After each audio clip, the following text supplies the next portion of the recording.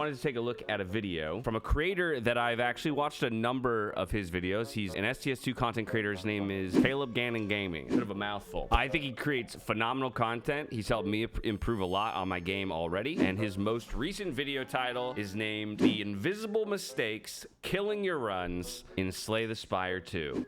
Which to me sounds like a video we very much need. So without further ado, welcome back. So before we get too far into this video, I'm going to show you two clips of the types of mistakes that I'm going to talk about later in the video. I want you to think for yourself which of these two is worse and which would lead to an overall lower win rate. Okay. First one is in a combat playing Strike and then playing Bash. Well, that's wrong. For your second mistake, you're playing as the defect in the Overgrowth. You just finish off a Nibbit and you get a card award. That card award is a boot sequence. And you decide to take boot sequence going into Ceremonial Beast after your first card award in the Overgrowth. Yeah. Okay, I see why. So for the first mistake... All right, so let me say it first, just before he says it, so I can prove that I know, or maybe he'll prove me wrong and prove that I don't know. I assume, obviously, in the first one, Cloudy, pretty simple mistake. If you're going to strike before you bash, you're not applying vulnerable, you're not maximizing your damage. We can actually simulate exactly how impactful this type of mistake will be on the rest of our run. So I did a Monte Carlo simulation, which basically means I just wrote a program to play a couple hundred combats and look at the results. So the bash mistake, I basically in the program said, if you're going to play bash, always play it last. Or actually I made vulnerable not work the turn bash is played, but same thing. Basically bash is always played after other attacks in the turn. Optimal play plays it in whatever way does most damage, so bash and then strike. In the Stinker Beetle fight, it was within the margin of error of the simulation. Bash mistake and optimal play showed no discernible difference. And one point I want to get across, because I'm going to show a lot of these types of graphs, is these are kind of showing visual clarity over exactness. The damage and block values in Slay the Spire are discrete, but this is kind of a mess to look at. So I'm basically getting like the envelope of these profiles to make these graphs. So it's like, you know, there's not a continuous distribution of damages, but I think for the visual demonstration purposes, that's why I'm doing it. So you can just look at it and immediately understand two overlapping distributions. I did this simulation of this type of gameplay for some of the other early combats as well. The bash mistake on the Nibbit is more impactful here. You lose about half a damage or half a life more, making this mistake compared to optimal play. But that is still roughly within the limits of like margin of error of this simulation.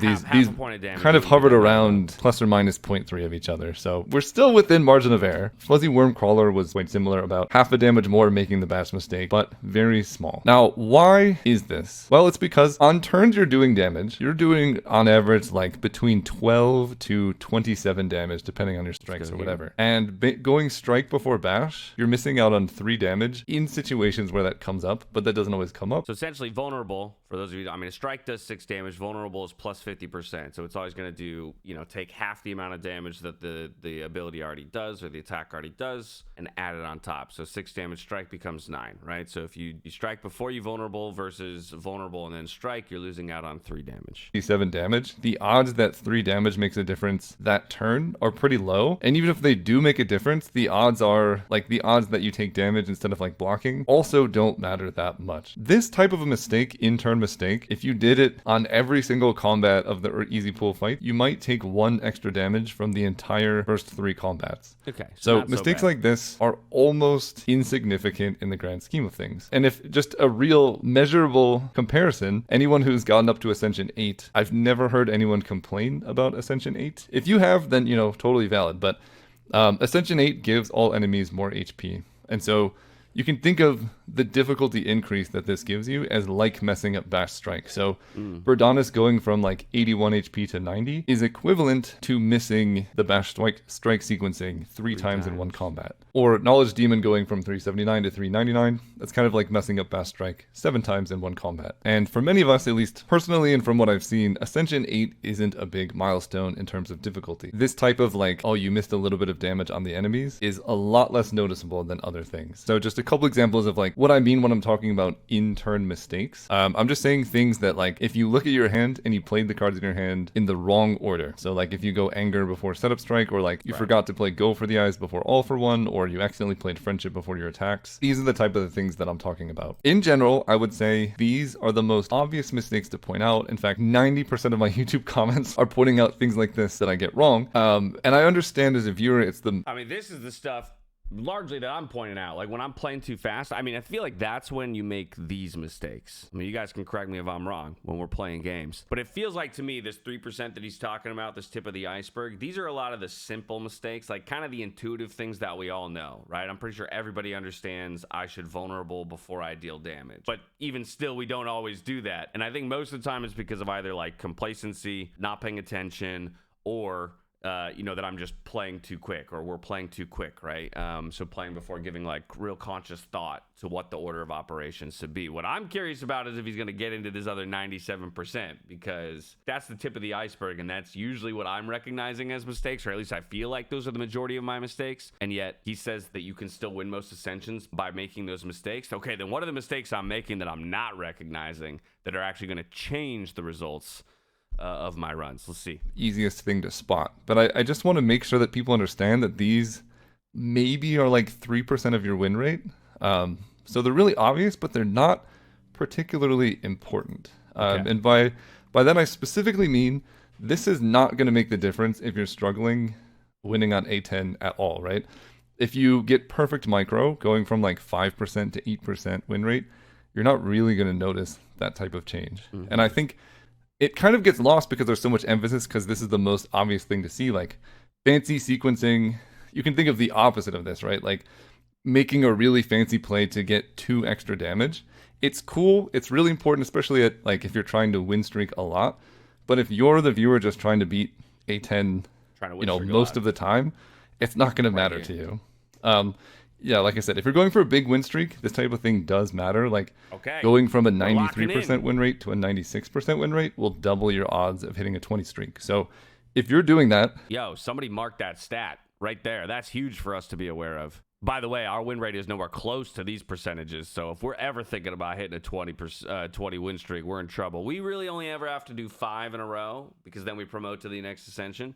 But still, I'd be scared to see the numbers around a 5 win streak even. Yes, this is important. But even then, most players kind of play pretty loose, and they only tighten up after they've started a streak of like 5 in a row, because going from 93 to 96% win rate really doesn't change the odds of hitting a 5 streak that much. Okay. Oh, interesting. But anyway, most of us aren't... Wow. I literally had only read the top, and of course he had the answer to my question already on the screen when I asked it. But there you have it. So I guess, again, that top level of mistakes, not all that important for our 5 streaks. While they still could make the difference on the margins, we need to focus on this. We're going to get much better. Let's see what we need to focus on. Caring about streaks, especially this early in the game's history, like we don't even have Act 4. If you're struggling with winning, or a really common thing I see as well is people will like watch my videos and they'll say, when I'm watching your videos, it makes sense, it's easy, but then when I play, I lose and I don't know why. The purpose of this video is to say you're much better focusing on the other things instead, because this is where the majority of your win rate is going to come from. By now you probably can guess the second mistake is a significantly worse mistake, and we're going to talk about why. Before he says why, I'm going to attempt to understand why. I mean, the big thing here, boot sequence, he was then looking at the final boss, and as we know about that final boss does not do any damage, as far as I'm aware, on turn number 1. This is an innate card,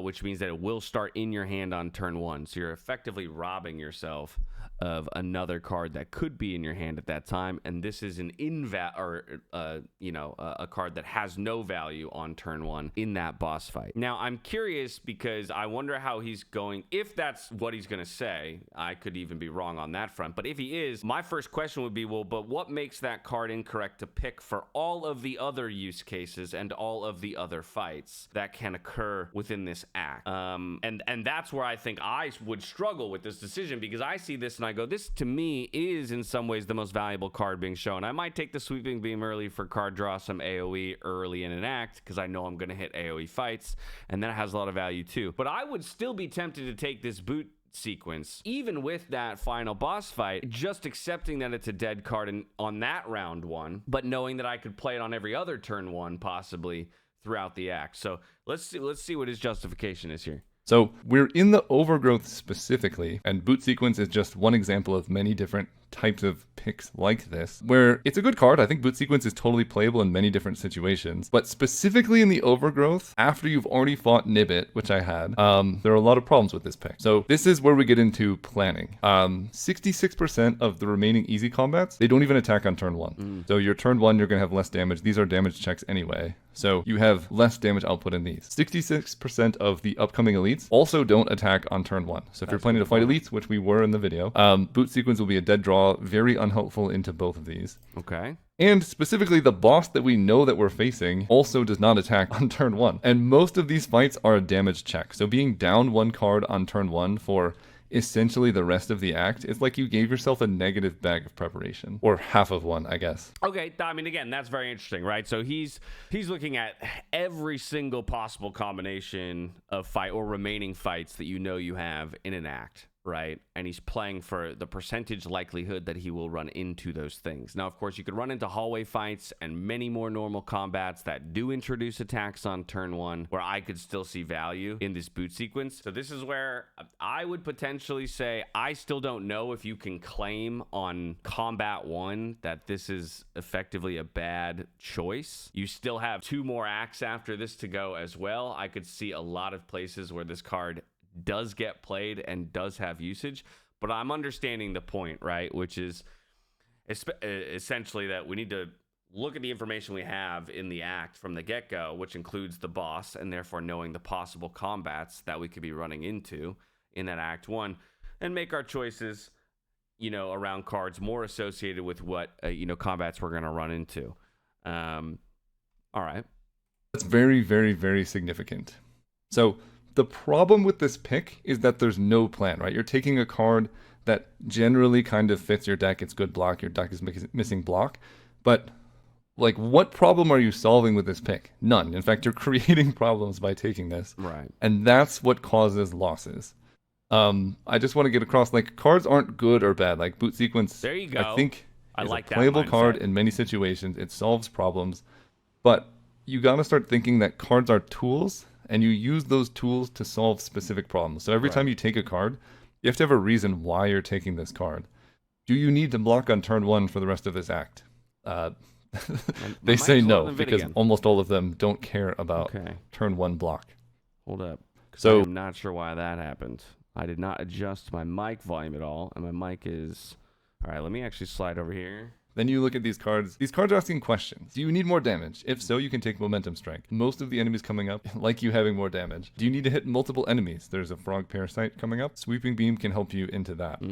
Boot Sequence is asking the question, do you need block on turn 1? Nothing is saying, hey, you're going to want block on turn 1. And so that's one part of the problem, is you have a dead draw. The other problem is you're also missing a good card, right? If you take Boot Sequence here, you're getting basically something that does nothing for the whole act, instead of something that could be really good for your deck, like a Momentum Strike. Using Injury just as an example, so I started with a specific example of Boot Sequence. There are many cases like this where you just take a card that's not useful for the problems you're going into. Right, because and so I'm just using the Injury just as like a generic curse card to represent what it's like when you take that kind of card. And so now we can actually run a simulation to compare the previous kind of error to this one. One little like weird point of disclaimer for this is the Ironclad deck is much easier to simulate than the Defect deck. I'm just testing Curse versus like an 11 damage attack with the Ironclad deck. See, this is interesting. All right, so I'll let him continue to explain, but just based on what he's already said and what I see here on the graph, it seems like essentially what he's done here is instead of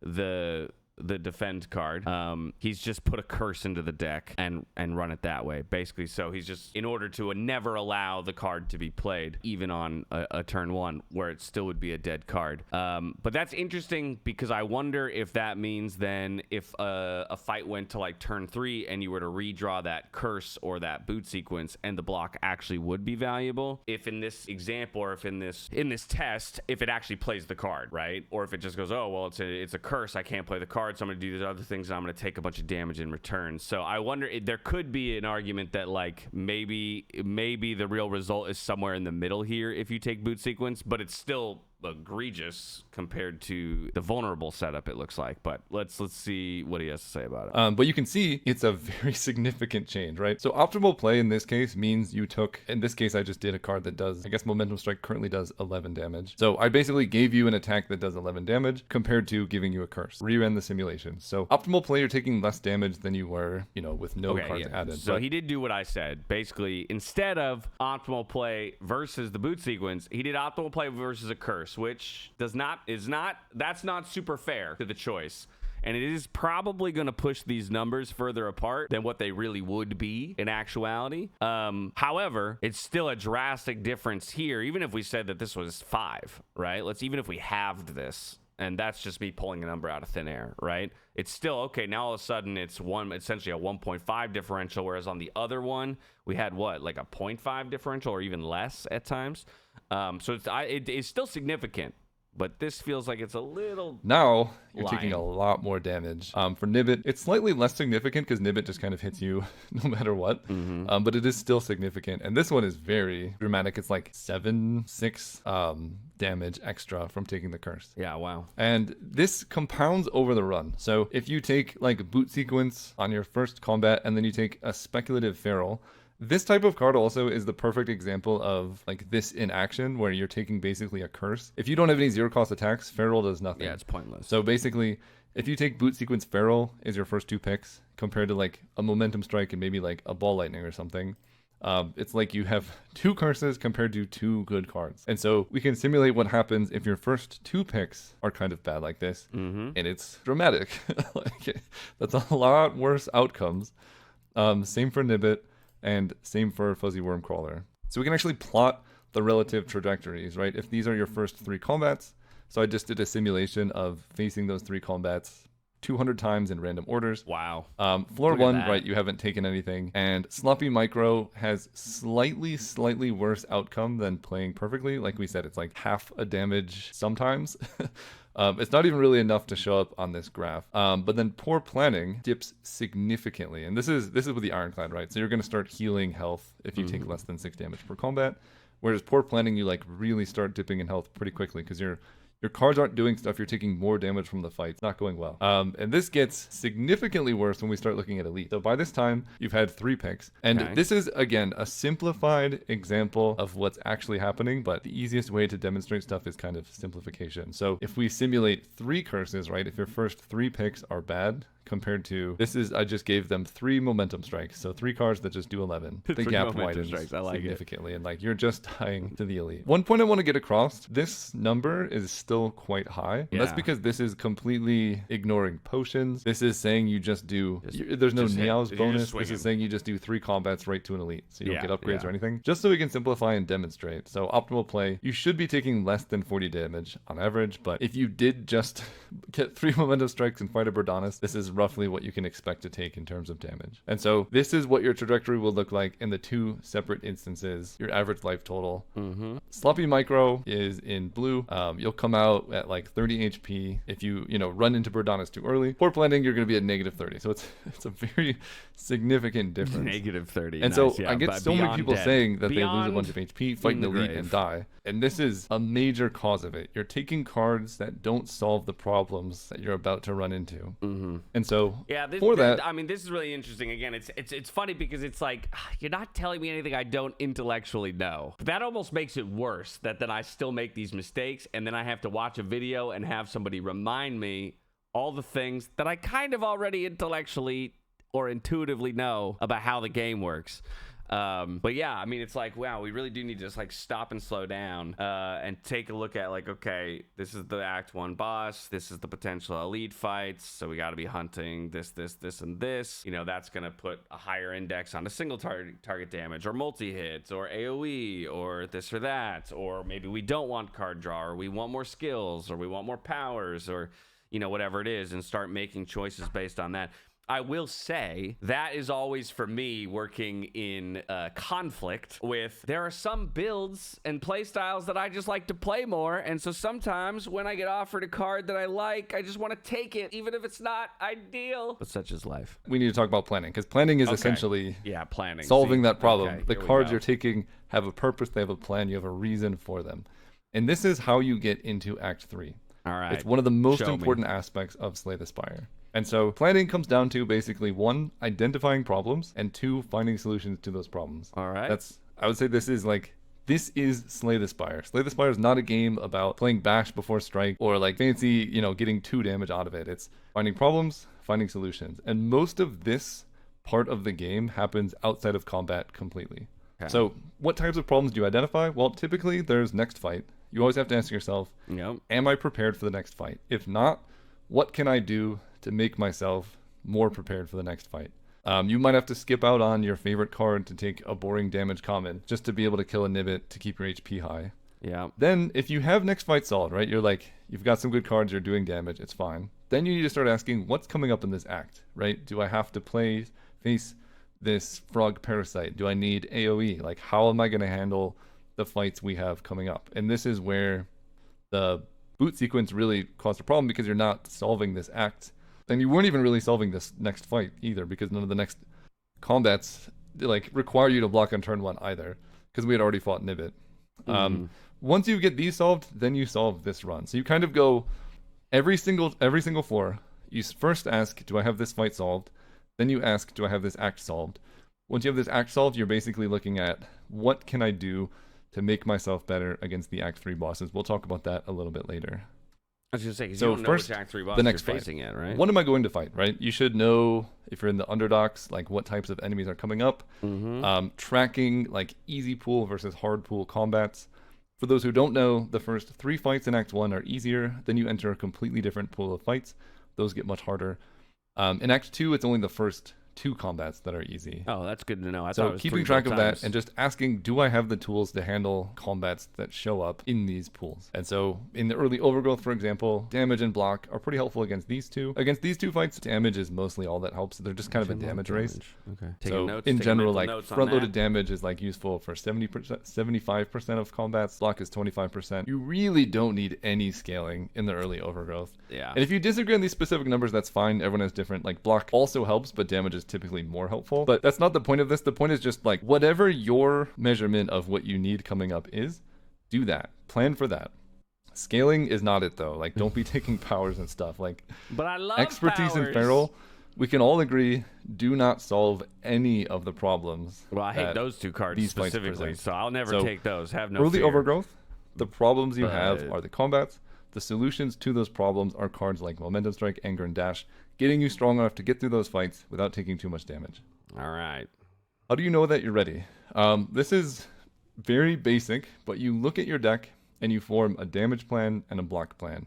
And I mean literally look at your deck, go through the cards and say like, what is the most efficient way that my deck can do damage? What is the most efficient way that my deck can block? Right. And you can literally calculate it out. Like, oh, here we go. Yeah. What is the most efficient way my deck can deal damage every cycle? How much damage is it? What's the HP of the enemy coming up? And so, for example, if you're playing the Ironclad, the most efficient damage of the base deck is going Dash Strike, which does 17, and then Strike, Strike, Triple Strike, Yeah. while they're still vulnerable, which does 27, which is 44 damage total. So your peak damage, if everything goes perfect, is almost exactly enough to kill the Nibbit. Okay. So that's why it's kind of the first combat you usually see, because your base deck has a damage plan that is roughly proportional to the enemy you're about to fight.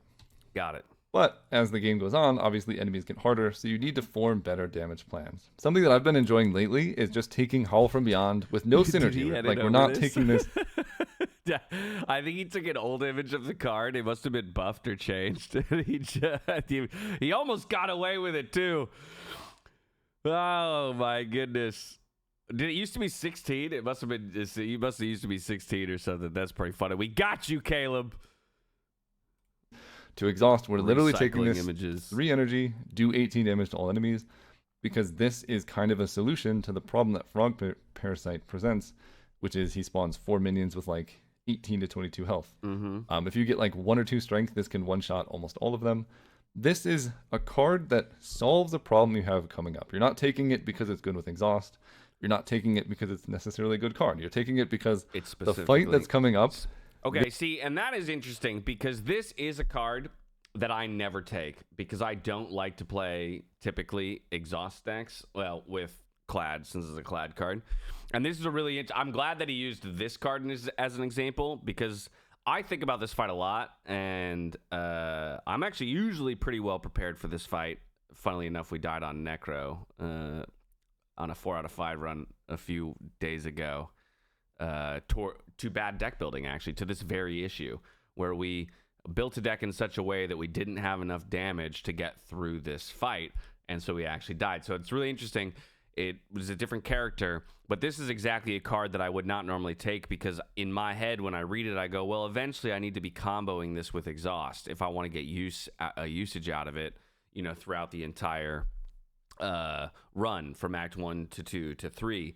But, you know, to his point, look, if it's going to allow me to just possibly skate through this Act 1 Elite fight, even if it's then still in my deck and maybe not finding, you know, the perfect synergies later on, could still be the best choice now. But I would almost always skip this card. This card helps with that fight. Another example, Blade Dance, if you're, you know, playing Silent into the statue. This is remarkably good. Shivs in general are remarkably good into the statue, because every card you play makes this guy take 10% more damage. So like playing Blade Dance and then all the shivs, this is like 13 damage, and then plus 40% damage to all other attacks during that turn. Right. Really, really good card for the fight. Just they don't have to be cards. You can take Potion of Thorns. Yes. Thorns is like, incredible against this guy the Beekeeper. Back. This is just kind of a potion that does 24 I call him the damage Beekeeper. I don't know what his name is, but that's this guy. In my head what he is. And these are just a couple examples, right? And another point people ask, like, how do you know what elite you're going to fight? You don't know specifically, but you know that which they're going to be there. So every time you fight an elite, there's a 33% chance you're fighting this guy, 33% chance you're fighting this guy. And so you need to take cards that solve all of those problems before you fight them. So you got to ask yourself, if this elite is Frog Parasite, am I prepared? Yeah. Or, you know, you could say, how good am I against all the elites? If you're good against all the elites except Frog Parasite, maybe you take this Howl from Beyond, it solves this problem.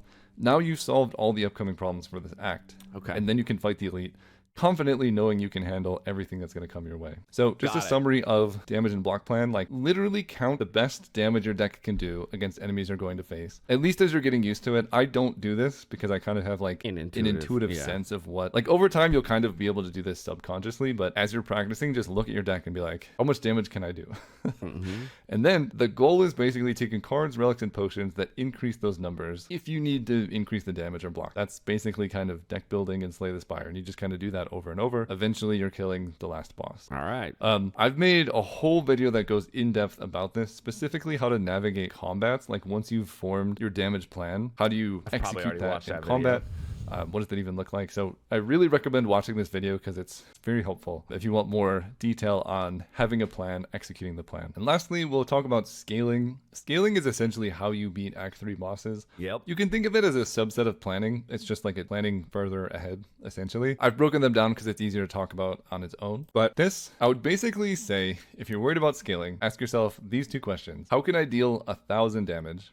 Or how can I become invincible? If you can answer either one of these questions confidently, you have scaling. Why 1,000? It's just a number that's big enough to give you a sense of like, you can't achieve this through playing like one card a bunch of times. So just as an example of how can I deal 1,000 damage, Voltaic is a pretty good example. I love Voltaic. Channel 122 Lightning with Thunder out. Good choice. Does quite a bit of damage. I had 2 Voltaic in the deck, so this turn I did about 2,000 damage. Disgusting. Or I killed him from full intangible. I was gonna say I've actually done that. Thrash once is another before, card too, that scales with up to Voltaic. 1,000 damage pretty quickly. Like this attack is doing 350 something, and the next attack would be doing like 600. So you just kind of play Thrash 3 times in this deck in particular to get a kill. In this case, I had Knife Trap with like Envenom. Should be called Knife Party. I still think it should be called so Knife Party. doing That's 2 my poison petition with, to the devs, STS2 devs. If you're out there, it's not too late. It's a minor change. I hate the name Knife Trap. Knife Party. Yo, let's go with it. Double. All my shivs were doing like 12 damage. This was doing like 400 damage, plus poison over time helps you do damage very quickly.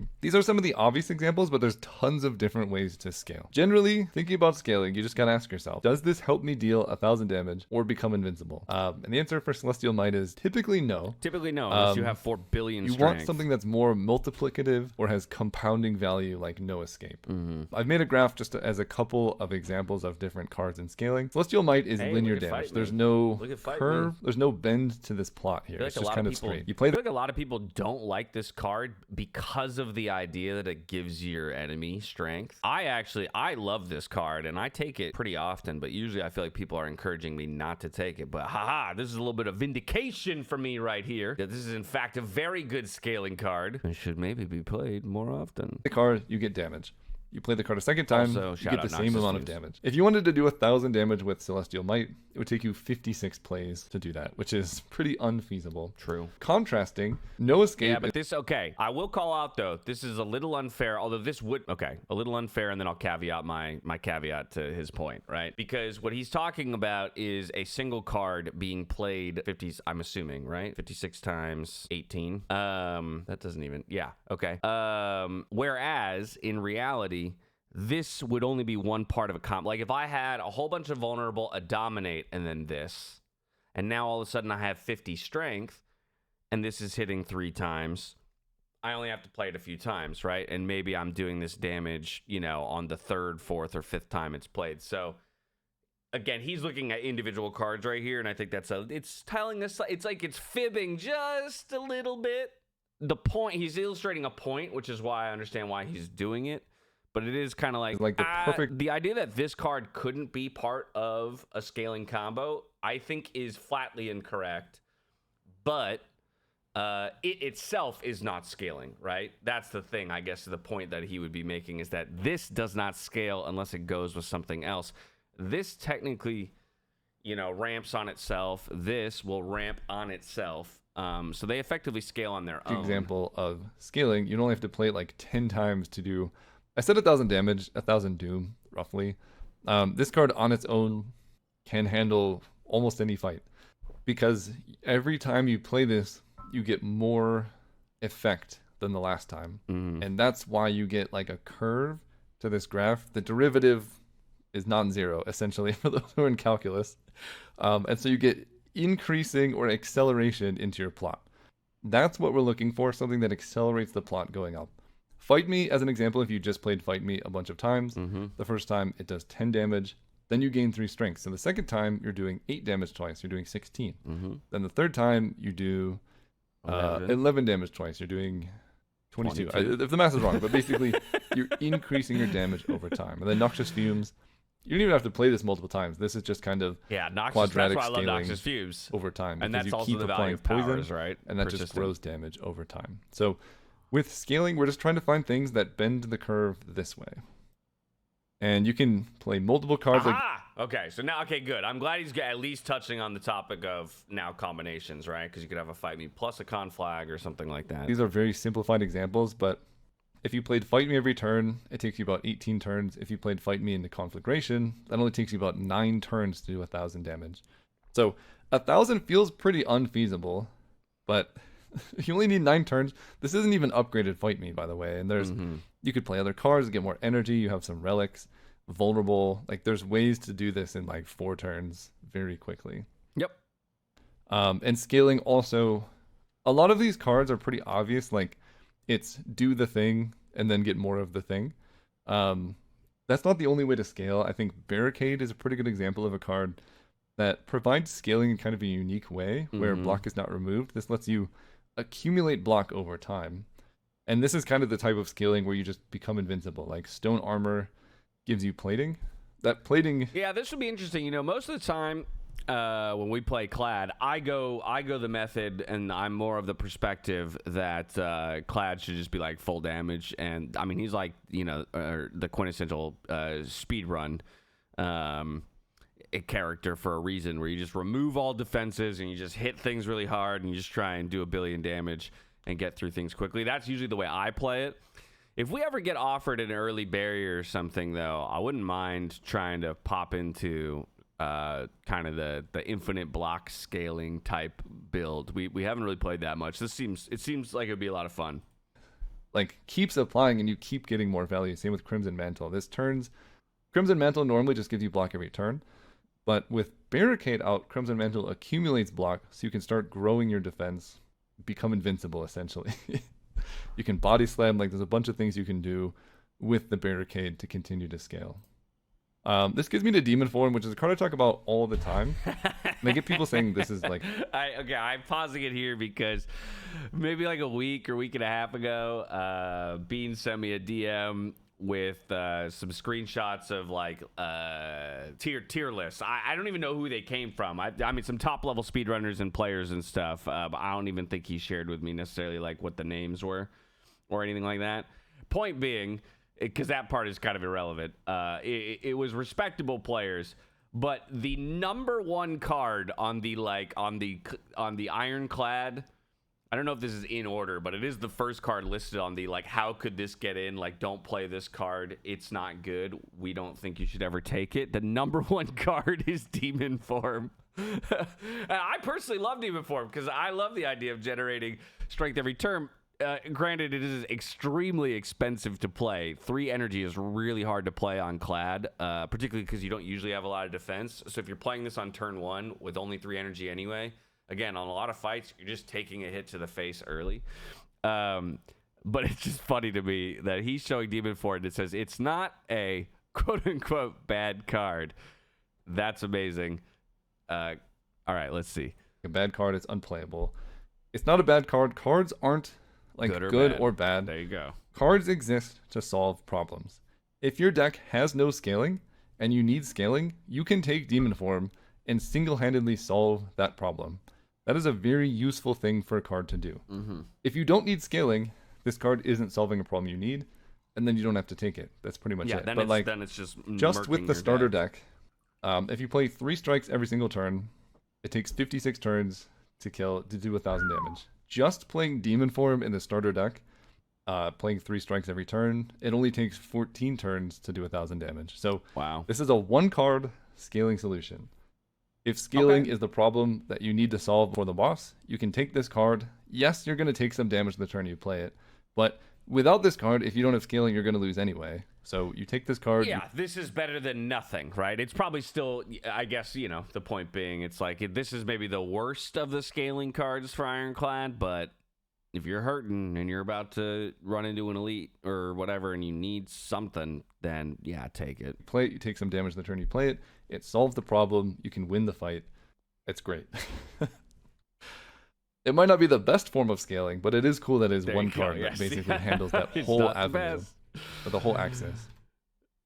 The tricky part of scaling is that we can't force scaling too early, right? I talked about specifically taking Feral, like part 1 of the Overgrowth, and it leads to this kind of problem where scaling cards like Demon Form and stuff too early act like a curse because you don't need scaling at that time. Yeah. This is a problem of basically taking good cards but not solving the right problems, because you need to solve the upcoming combats first before you can actually start scaling. And so I show this plot a lot in all of my like character guides. But basically, scaling. Lower ascensions. Okay, ascension 10. Draft immediate benefits in a way that seamlessly builds scaling. Got it, right. This is playable and useful always. Block and some forge. This is the scaling we need later. But like having this on turn, on fight 1 is not really going to help us. You need to draft immediate benefits in a way that seamlessly builds in scaling. And I think this is probably the most important skill in Slay the Spire in general, is finding ways where you can take cards like Bulwark. You take Bulwark if you need block. It happens to give you Forge, so it gives you a little bit of damage.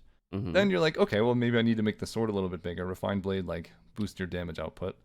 Now you have some sword generation. So then you can start taking things like Summon Forth, more sword damage, get the sword back. By this point, you've taken block when you needed it, taken damage when you needed it. Then when you're offered a Sword Sage, you can take this, and it immediately boosts your damage. Right. And you're golden. If you do this in the opposite order, right, you have Sword Sage, which does literally nothing. Show me that the graph. turn you take it. So you have a curse. I think it is a Summon fake Forth graph because he doesn't have any actual numbers on it. He's just illustrating it. But that would be really interesting to see. You pull a Sword Sage without even an ability to forge. You have a tiny sword. Completely dead card. You don't have anything to get back. Like, the order you draft the cards in matters so much. As we saw before, you can't afford to have a curse in your deck for a while. And so the important skill in Slay the Spire is knowing like what different directions you can go to synergize with the cards that you've taken. So like you take a Blood Wall early, maybe you need block. Then in your mind, you're kind of picturing Blood Wall does damage to me. It's really good with Rupture and Inferno. Blood Wall gives me a lot of block, gives me survivability. That's pretty good for building up strength with Demon Form. Cascade's good with Blood Wall because you get 2 energy worth of card when you cascade into it instead of 1. Blood Wall's good with Barricade because it again helps you build up block. Got it. To become invincible, you can use it with Unmovable and Body Slam to start doing damage. Like, there's all these different directions you can go with the card. And I think a lot of people focus on one, right? You're like, Blood Wall, I'm looking for specifically Inferno. Yeah, that's true. And that's the wrong way to think of it, because that's only one of many different things you can be doing with this card. And the skill is identify. Yeah, to be fair, I'm going to try to be honest. Of course, all these are on the screen now. So it's like, as you know, it's an open note test. I'm going to try to be honest. I think I would have largely, and with enough time, I probably could have made all these associations. I would have immediately connected. He's right that this is my first instinct. I see Blood Wall, I go lose HP, gain some block. I want to find Ruptures. I want to find Infernos, and I want to scale that way. These two to me are also very obvious, but that's just because they're block related, right? So deal damage equal to block, of course that combos. The first time you game block, of course that combos. And yeah, if block is not removed between turns, that combos. I can make the connection about, yeah, I mean, obviously if I can play a card for X and it plays X number of cards, it means every card I'm playing it for 1 mana, right? And so if I can fill the whole deck with high value cards and then find a cascade, I cascade for 6, but then I play 6, 2, and 3 cost cards, I'm getting tremendous value out of that. I understand that. But I wouldn't necessarily see a Blood Wall and be like, oh, you know it'd be great to find now is a cascade. So I probably wouldn't have made this immediate connection, but I understand the logic. And then here, funnily enough, this is probably the one where I would be like, these two to me seem the most disconnected, but I do understand his point, right? You drop the Demon Form, then on the next turn, you're going to take a big hit. You're still not dealing much damage, but you can Blood Wall, take no damage, gain 2 strength. You're extending the fight and buying yourself time for scaling. So again, it makes total sense to me, but I think, yeah, it's interesting how, like, I see this card, if I were to take this card early, he's right that I would largely be like, ooh, I really want to find Rupture Inferno, and I would start to tunnel vision a little bit. If these were offered to me, I would have been like, oh, these are fantastic. But I might pass up on these and not think about as much how they would combo. Finding all of these and getting flexible enough where if you're not offered these cards, you can move into doing some of these other things. Or just another example, you take an early Cold Snap. Defect, my favorite. I love Defect so much. Let's see here. Frost alongside, yeah, some more orb slots makes sense. Obviously, Frost combos. I mean, the weird thing about Defect is a lot of stuff feels like it combos. Also, he's using a Regent background for Defect, but anyway. Then you can go into like eating a bunch of orbs and blocking, or take a Hailstorm to start doing damage. Defragment can grow the focus, and you can go into like Orb Focus. Capacitor mod, you could also go like Barrage for damage, or Compile Driver to control cards. You can use the Frost Orbs to help you survive, so you can play powers to then scale that way. So there's so many different ways you can synergize with the cards that you're taking, and you might only be like looking for Hailstorm with Cold Snap, but the skill is there's so many options. Point I want to get across, you might take a Cold Snap and you might never see any of these cards. You might have a list of all the things you can do with it. You could literally open none of them. Yeah. What do I do but then? The thing is, then you're opening other cards. Guaranteed to see some cards. This is true. So maybe you take a Charged Battery instead. Then you take the Charged Battery and then you see like a Tempest or, you know, some energy stuff, and you can go into that direction. Or Machine Learning Charged Battery, like this effectively costs 0, so over time you're getting good block, or you can move into like Turbo Skim hologram stuff. Basically, you might not see... Those are 2 cards I never play with, by the way. Turbo and Skim. I don't think I've ever taken those cards. Anyway. Skim hologram stuff. You might not see what you're planning for. The plan might change, but you're guaranteed to see cards. And so in those cards somewhere, there is a way to make scaling happen seamlessly. And that is the skill of Slay the Spire. Learning these networks is a significant portion of skill in Slay the Spire. You can scale with any random collection of cards. If the game is feeling like luck, you're probably only looking up here. And you're missing all of these skills down here that actually make the game fun and interesting. And like, that's the best part of Slay the Spire. That's what I want. That's the only thing I want right there is just list them again. Boom. Because he kind of had the 3. It was like boom, boom, boom, right? So it's like with the micro mistakes, which is, well, actually the micro mistakes I think were largely up here, right? But it's like you've got your micro mistakes, which maybe are making, 3 to 5% of your runs where you're misordering things. That's the stuff that honestly the reason why I appreciate this video is because I do find that as we're actively doing runs, a lot of times within each fight I am making small mistakes, and I'm getting rather hung up on that. And those are still important for us to iron out. But really, the biggest gains we can make are outside of the, you know, the turn-by-turn play with our planning and our deck building, and then looking at our scaling. That actually make the game fun and interesting, and like that's the best part of Slay the Spire. So I would say it is not luck. Nope. But if you're looking for Most of the time. specific combos, as we said before, right? If you take Charge Battery and you're like, I know Charge Battery is good with Tempest, you might never see Tempest. If you're only looking for this one combo, then the game becomes luck-based because you're just gambling. Yeah. But if you open your eyes and you figure out what other cards this is good with, the game stops being about luck, starts being about Open skill. your eyes! And you can like build different, unique decks Fair on the enough. fly, and that's the whole fun about this game. That's the takeaway. So if you work with what you're given, you can have an excellent run essentially every single time. The way I would put this, you're guaranteed plenty of cards and relic in every single run. Mm-hmm. Maybe not the ones you want, but it's your job to make them into something awesome. Very cool. Hey, y'all. Phenomenal video. Thanks again to Caleb Gannon Gaming for a phenomenal video, helping us improve our STS2 gameplay. Now the real question is, can we take what we just learned and put it into practice